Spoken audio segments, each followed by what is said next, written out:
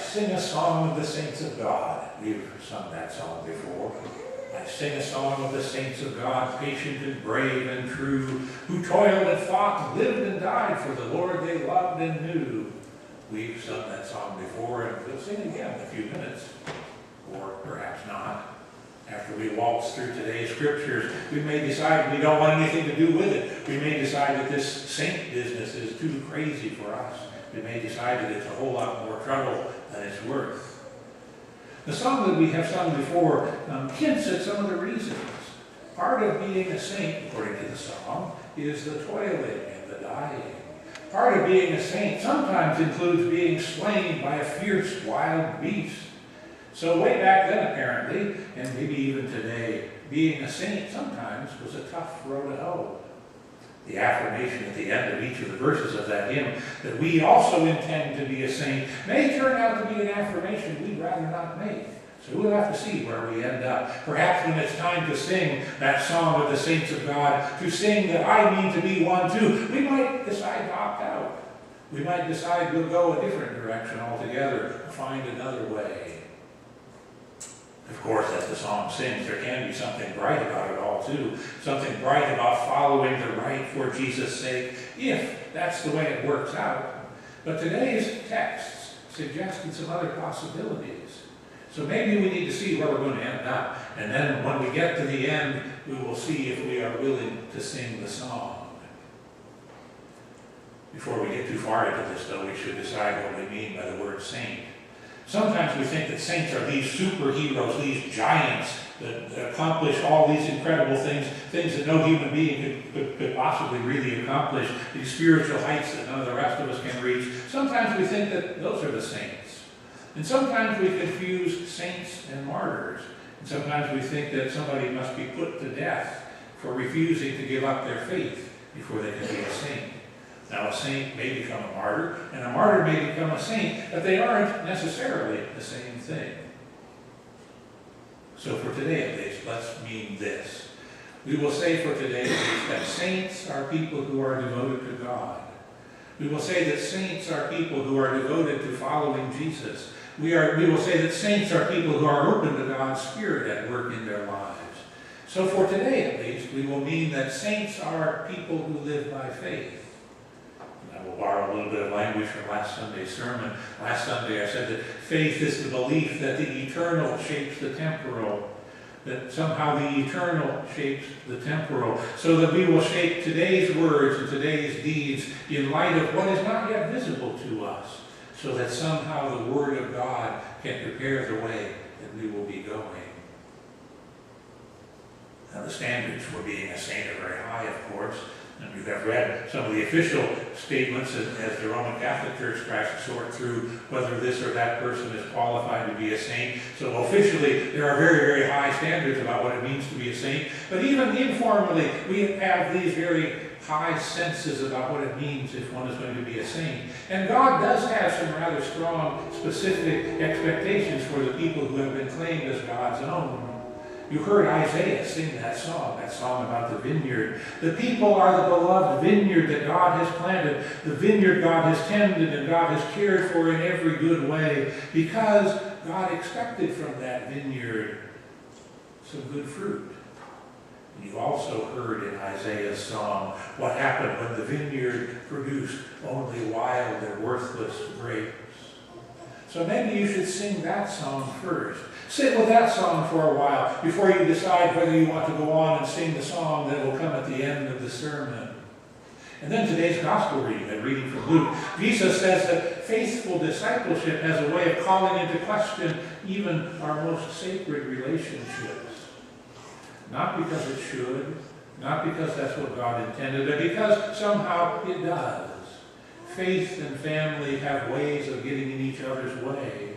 Faith will call us in one direction, family will call us in another direction, and sometimes there are some difficult choices.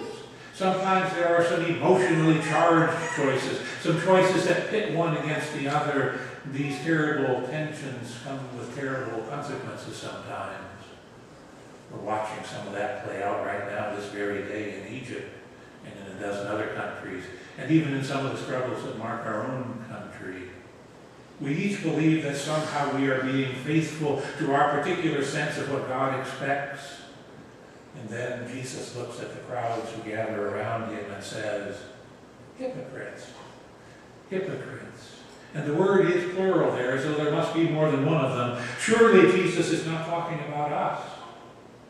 We who are trying to decide if we want to sing the song that comes at the end of the sermon.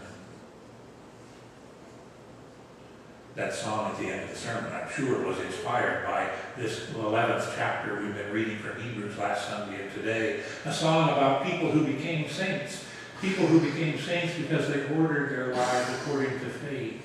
And in the reading for today, it ticked off a whole list of biblical stories, stories that the readers all knew, stories, at least some of which we know because we heard them in Sunday school. Heroic stories, every last one of them. Stories about people who believed God, people who endured great things, stories of people who ran the race, a very long and difficult race, all the way from the beginning to the end. Stories of people whose faith led to amazing results.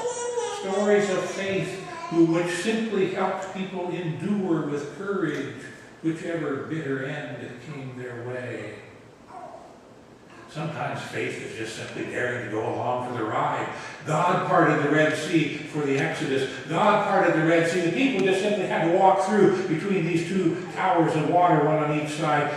God parted the Red Sea and the people walked through. God toppled the walls of the city of Jericho. The people simply marched around in circles. A circle God drew, but the people just simply marched around in circles. But God toppled the city. And out of that same story, you can read it in the book of Joshua, Rahab rolled the dice. She was a resident of the city of Jericho. She rolled the dice and she gambled on which side was going to win when Joshua fit the battle of Jericho. Turns out her choice demonstrated faith, which is how, according to Matthew's genealogy, Rahab the harlot becomes an ancestor to Jesus the Christ.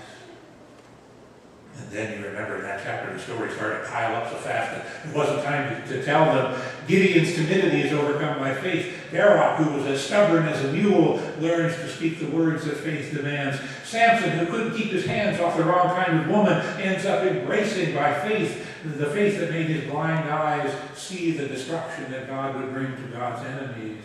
And David, a mixed bag of awesome faithfulness and horrific unfaithfulness, still stands as Israel's greatest king.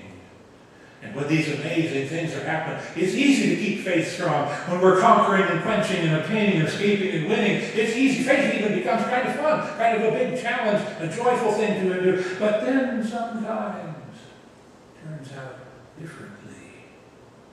Sometimes it turns out differently. Because they chose to remain faithful, some endure torture and mocking and flogging. Because they chose to remain faithful, some endure chains and imprisonment. Because they chose to be faithful, some are stoned to death, and some are sawn in half. Some are chased out into the wilderness where they live like wild animals. Faith for these is just raw courage. Faith for these is just sheer endurance. And God commends them. God commends them for their faithfulness. And then God said, the race isn't over yet. The race isn't over yet. There's a finish line that we will all reach together. A finish line that none of us can reach until we all reach it together.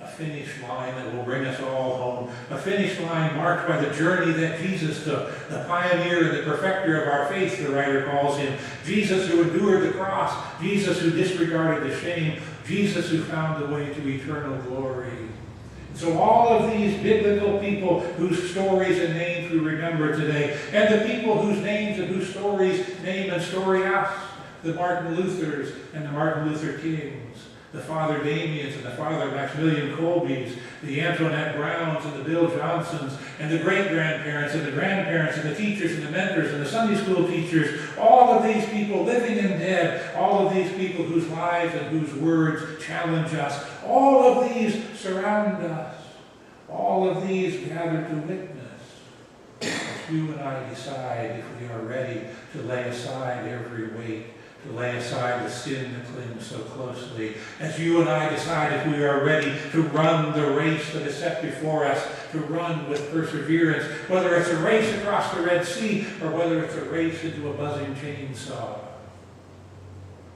All of this we call to mind as we decide now if we will sing the song that ends the sermon.